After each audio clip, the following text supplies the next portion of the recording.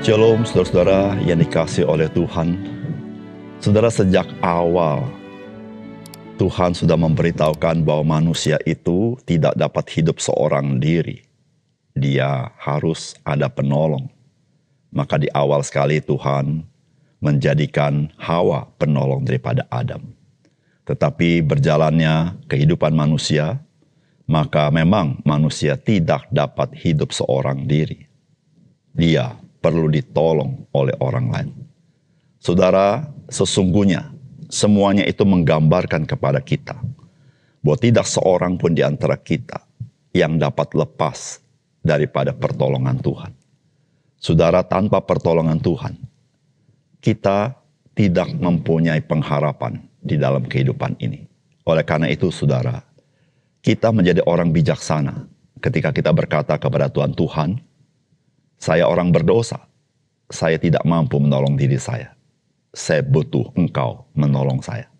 Saudara, disitulah seruan kita kepada Juru Selamat kita, Tuhan kita Yesus Kristus. Salam jumpa dalam program Tuhan adalah Gembalaku. Saudara, ada banyak piranti yang kita miliki. Semuanya itu pasti memiliki buku petunjuknya masing-masing. Dan pada umumnya, kita akan mengikuti petunjuk dari buku petunjuk tersebut, yaitu bagaimana menggunakan piranti tersebut. Namun saudara, bagaimanakah ketika manusia diberikan peraturan dan hukum-hukum yang mengatur bagaimana manusia harus hidup? Apakah manusia itu otomatis mengikutinya? Saudara, jikalau kita bisa berkata jujur, saudara, tidak. Ketika manusia berjumpa dengan hukum-hukum, maka manusia mempunyai tendensius untuk memberontak terhadap hukum-hukum itu, bukan? Saudara, hukum-hukum yang diberikan kepada manusia tidak pernah dapat menolong manusia berjalan sesuai dengan hukum-hukum tersebut. Sebab hukum-hukum adalah peraturan-peraturan belaka yang membutuhkan inisiatif manusia sendiri untuk melakukannya.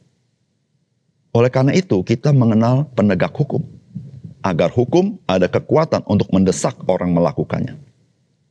Saudara, dari hal ini kita menyadari bahwa tanpa Tuhan bekerja dalam hidup manusia, maka seluruh manusia sebenarnya berjalan menurut keinginannya sendiri dan melanggar perintah-perintah Tuhan. Saudara, mari kita membaca Maliaki pasal 2 ayat 17 sampai dengan Maliaki pasal 3 ayat yang kelima. Kamu menyusahi Tuhan dengan perkataanmu, tetapi kamu berkata, dengan cara bagaimanakah kami menyusahi Dia? Dengan cara kamu menyangka setiap orang yang berbuat jahat adalah baik di mata Tuhan. Kepada orang-orang demikianlah Ia berkenan. Atau jika tidak, di manakah Allah yang menghukum? Lihat, aku menyuruh utusanku supaya Ia mempersiapkan jalan di hadapanku. Dengan mendadak Tuhan yang kamu cari itu akan masuk ke bait-Nya. Malaikat perjanjian yang kamu kehendaki itu sesungguhnya Ia datang, firman Tuhan semesta alam. Siapakah yang dapat tahan akan hari kedatangannya, dan siapakah yang dapat tetap berdiri apabila Ia menampakkan diri? Sebab Ia seperti api tukang pemurni logam, dan seperti sabun tukang penatu. Ia akan duduk seperti orang yang memurnikan dan mentahirkan perak.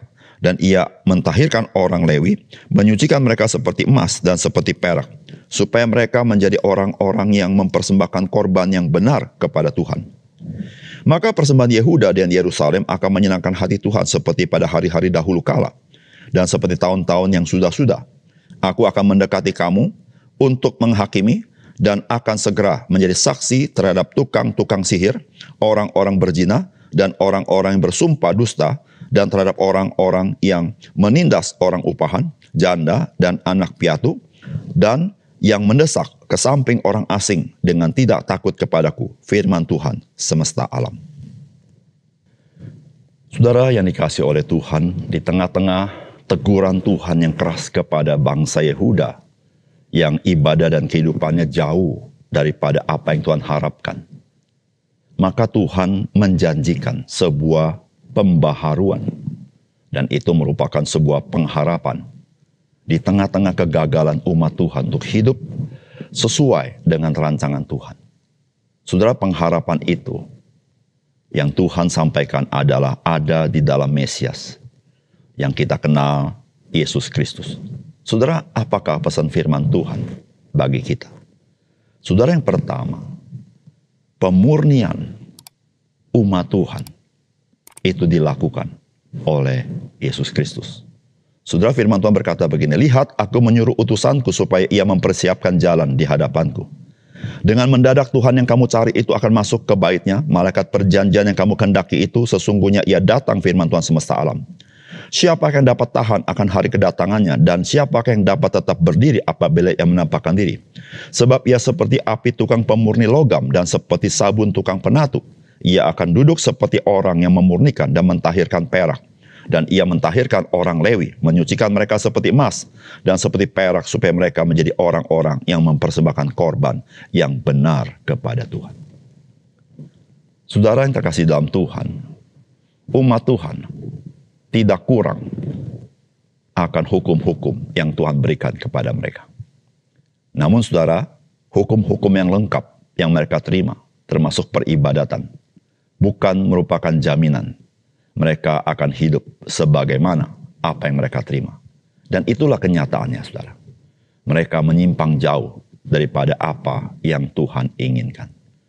Saudara, apakah Tuhan akan terus mendesak mereka dan mereka berbuat sebagaimana yang mereka pikirkan?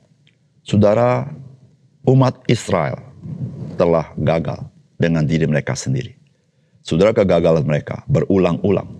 Sebenarnya, saudara, semuanya itu menandakan tidak ada harapan bagi mereka untuk memperkenankan Tuhan. Tetapi saudara, kita bersyukur kepada Tuhan. Tuhan yang kita kenal bukan sekedar Tuhan yang memberikan hukum-hukum kepada bangsa Israel. Tetapi sebelum semuanya itu ada, Tuhan adalah Tuhan yang memberikan perjanjian dengan umat Tuhan.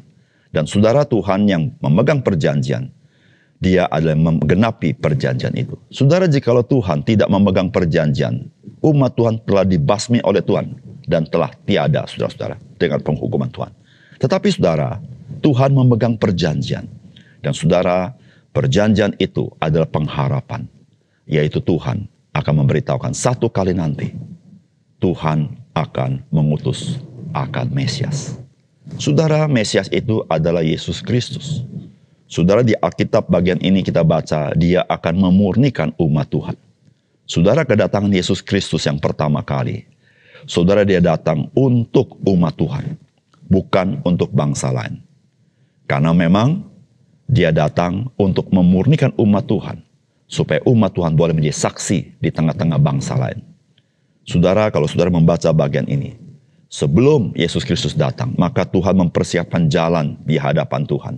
Yaitu Dia mengutus Yohanes Pembaptis untuk mengkhotbahkan pertobatan, persiapan akan kedatangan Tuhan Yesus. Saudara yang dikasih dalam Tuhan, di dalam kitab Injil kita membaca bagaimana Tuhan Yesus masuk ke dalam bait suci dan membersihkan bait suci. Saudara, itu yang dikatakan di dalam bagian firman yang kita baca hari ini. Saudara, Tuhan Yesus memberikan khotbah di bukit untuk mengembalikan perspektif akan kebenaran firman Tuhan dalam perjanjian lama yang telah terdistorsi oleh cara pandang yang berdosa. Saudara, itulah yang Tuhan Yesus lakukan, pemurnian. Saudara, pemurnian Tuhan Yesus, saudara-saudara, bukan sekedar hal-hal yang lahiriah, tetapi Tuhan mengadakan pemurnian hal-hal yang batinnya. Oleh karena itu, saudara yang kasih dalam Tuhan, jikalau Tuhan tidak memperbaharui seseorang, menghapuskan dosanya, melepaskan dari kuasa dosa, saudara, tidak seorang pun dapat hidup seturut dengan hukum-hukum Tuhan. Karena hukum-hukum Tuhan itu baik, benar, dan kudus. Sedangkan manusia terjual di bawah kuasa dosa. Oleh karena itu, saudara yang kasih dalam Tuhan, kita sebagai orang percaya, mari kita hidup setiap hari dimurnikan oleh pekerjaan Roh Kudus, sehingga setiap hari kita semakin hari boleh semakin menyenangkan Tuhan, bahkan boleh menjadi kesaksian bagi orang lain. Yang kedua, saudara, persembahan dan ibadah kita di dalam Kristus, itulah yang memperkenankan Tuhan. Saudara, firman Tuhan berkata begini, maka persembahan Yehuda dan Yerusalem akan menyenangkan hati Tuhan, seperti pada hari-hari dahulu kala dan seperti tahun-tahun yang sudah. Saudara, orang-orang Israel telah menerima kepercayaan sebuah peribadatan yang diatur oleh Tuhan.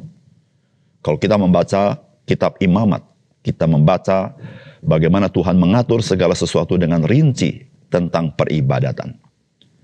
Saudara, apakah cukup bagi umat Israel hal-hal yang telah ditetapkan itu? Ternyata tidak. Saudara, mereka memang melakukan sebagaimana yang tertulis. Tetapi mereka tidak melakukan dengan hati mereka. Mereka tahu akan peribadatan sebagaimana seharusnya. Tetapi mereka mengurangi kualitasnya. Saudara yang kasih dalam Tuhan, umat Israel tidak kurang dari peribadatan yang sangat detail. Tetapi saudara, apa yang mereka tahu tentang peribadatan tidak sama dengan mereka melakukan dengan sempurna apa yang Tuhan inginkan. Sehingga kalau kita saksikan dalam perjanjian lama, saudara, mereka punya masalah besar dengan peribadatan mereka. Dan justru dengan peribadatan mereka, mereka dihukum oleh Tuhan dan dibuang ke tanah Babel. Saudara yang kasih dalam Tuhan, jikalau Tuhan hanya mengandalkan kekuatan mereka, mereka pasti binasa. Oleh karena itu, saudara, Tuhan yang memegang perjanjian, Dia adalah pengharapan. Maka Dia mengutus Mesias, Yesus Kristus. Supaya apa, saudara? Supaya setiap orang percaya boleh beribadah, menyenangkan hati Tuhan, memperkenankan Tuhan. Bukan sekedar seremonial lahiriah, tetapi saudara, ada pembaharuan batinnya. Saudara, ibadah adalah relasi kita dengan Tuhan. Bukan sekedar perbuatan-perbuatan kita di dalam ibadah. Saudara, jika ibadah hanya perbuatan-perbuatan kita, maka ibadah tidak ada artinya. Tetapi saudara, ibadah didasarkan karena relasi itu. Saudara, Kristus datang supaya kita diperdamaikan dengan Tuhan Allah. Sehingga kita boleh beribadah kepada Dia. Saudara, ibadah bukan supaya kita diperkenan Tuhan. Tapi kita yang sudah diperkenan Tuhan, kitalah boleh beribadah kepada Tuhan. Oleh karena itu saudara, mari kita bersyukur dan kita menjadi orang-orang percaya yang dengan sukacita beribadah kepada Tuhan. Dengan sukacita mengabdi kepada Tuhan. Kenapa? Karena jerih payah kita di dalam Kristus tidak pernah sia-sia. Mari kita berdoa. Bapa surga, terima kasih untuk kebenaran firman-Mu. Biar firman-Mu mencelikkan mata rohani kami, bahwa sesungguhnya kami tidak berdaya jikalau Tuhan tidak menolong kami. Oleh karena itu Tuhan, ketika kami sudah percaya kepada Yesus Kristus, Tuhan tetapkan iman kami dan ajar kami bersyukur dan selalu bergantung kepada Tuhan. Terima kasih Tuhan, dalam nama Tuhan Yesus kami berdoa. Amin.